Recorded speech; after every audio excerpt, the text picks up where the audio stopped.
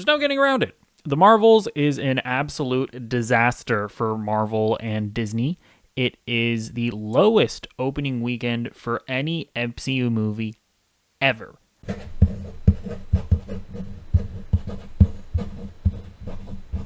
If we take a look here, it took the crown from The Incredible Hulk. The Marvels opened up with roughly $46 million, and The Incredible Hulk has opened with $55 million.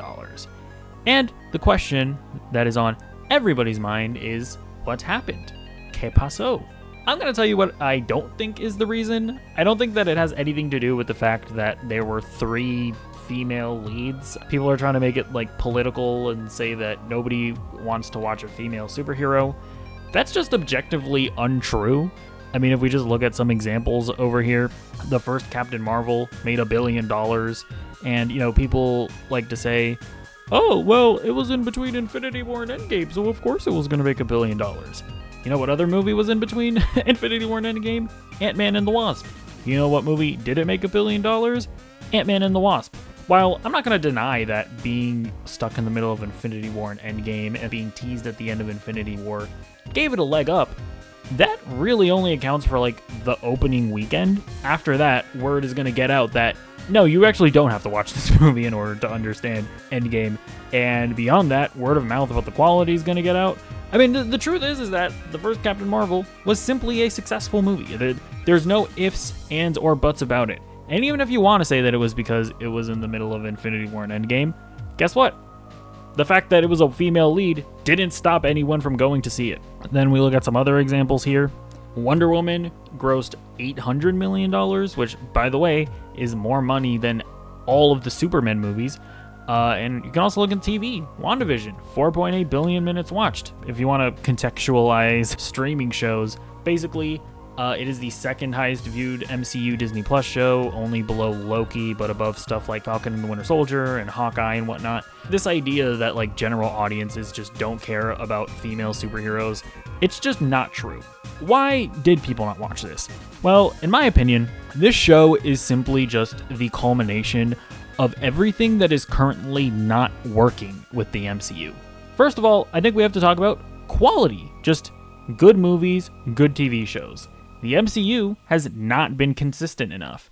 While, sure, we've gotten stuff like Guardians of the Galaxy Volume 3, Loki Season 2, we've also have your Thor Love and Thunders, your Ant-Man and the Wasp Quantumanias, your She-Hulks, your Moon Knights, just projects that at best kind of underwhelm and at worst are unanimously agreed to be awful.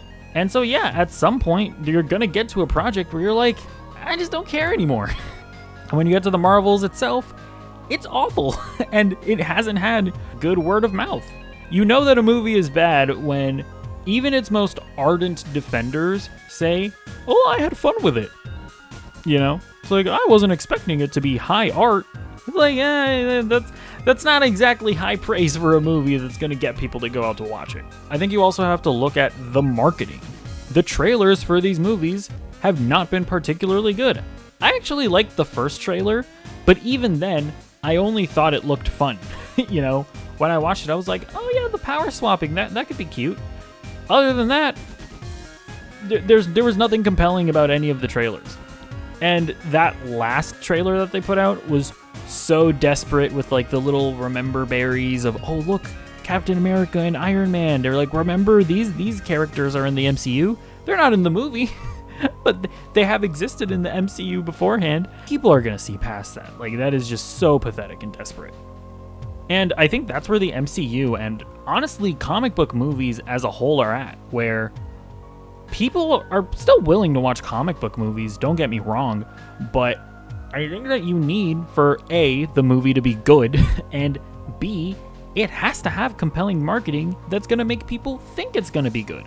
Like, I would argue that Robert Pattinson's Batman movie had a bit of an uphill challenge. I mean, it's like yet another Batman while there's Ben Affleck's Batman still running around in the DCEU, and Robert Pattinson as Batman.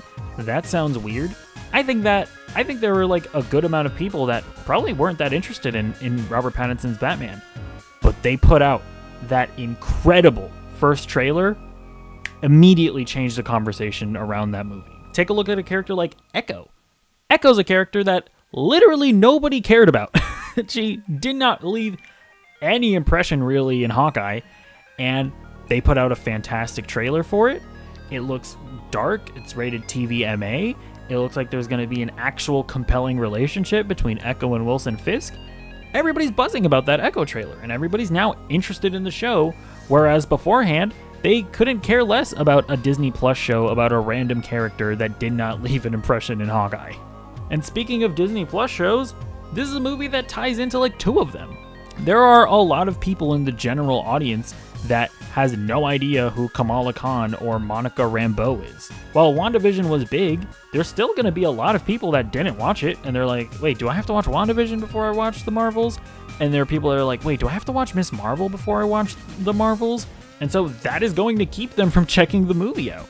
Now, in reality, you really don't have to watch either one of those shows. The MCU is just so overcrowded at this point that it's hard for people to keep up with everything, and with the sheer amount of content that there is, there's like little to no room left for anyone to even get excited about the new products. Now, are any one of these things going to just make a movie tank? Not necessarily, but when you add up all of these factors, this movie really is just the culmination of bad mistake after bad mistake after bad mistake that the MCU has made, and they're reaping what they've sown. And yeah, it is official now. Just because you are an MCU movie does not mean that people are going to give you a chance. Because even with Ant-Man and the Wasp: Quantumania, that movie still had $100 million plus opening weekend. If that movie was good, it could have grossed like $600, $700, $800 million. Now, people don't inherently care about the MCU. And I think that movies like Captain America 4 without Steve Rogers as Captain America, these movies with either side characters or characters that nobody knows, these movies are going to have an uphill battle. Sure, you're going to have your Deadpool 3s. You're going to have your Spider-Man 4s, movies that are going to be big no matter what, but the MCU is no longer in a position where they can immediately elevate unknown characters to stardom. They officially have to work hard. Captain America 4 has to be great. It cannot be bad. It cannot be good. You have to make that movie amazing. You have to put out fantastic trailers that surprise us, that make us go, holy shit, that looks awesome. The Blade trailer has to be amazing. It has to be like, damn, they really went for that R rating. He's stabbing those vampires. That Armor Wars trailer has to come out, and they have to make us no longer be thinking, huh, they're giving Rhodey a movie? So those are my reasons why the Marvels, and to be honest, the MCU as a whole, is just not doing too hot right now. I think that at this point in time, they just have to give us better movies. I mean, that's really it. Like, sure, they can prioritize more well-known characters like X-Men. Sure, they can make the decision to like abandon the multiverse, which I kind of hope they do. I don't need the Kang Dynasty, but at the end of the day, in my opinion, they just have to give us better movies and TV shows. Also, less of them. Stop oversaturating the market.